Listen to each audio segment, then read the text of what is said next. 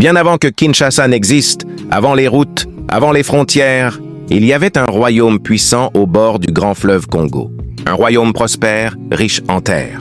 Respecté par ses voisins, son chef s'appelait Nzambe, un homme sage, mais tourmenté par des visions. Chaque nuit, il rêvait du fleuve. Dans son rêve, l'eau se retirait.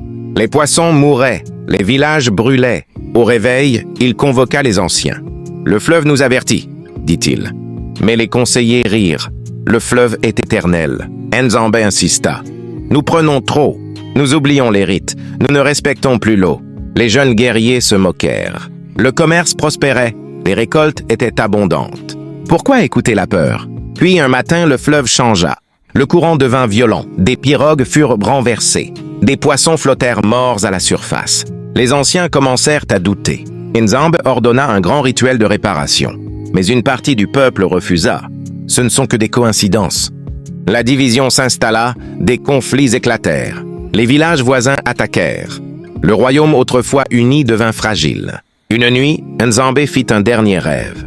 Le fleuve lui parla « Je ne détruis pas, je reflète ». Il comprit. Le fleuve n'était pas la cause. Le royaume s'était détruit lui-même, par l'orgueil, par la division. Par l'oubli des valeurs, Nzambe réunit le peuple une dernière fois.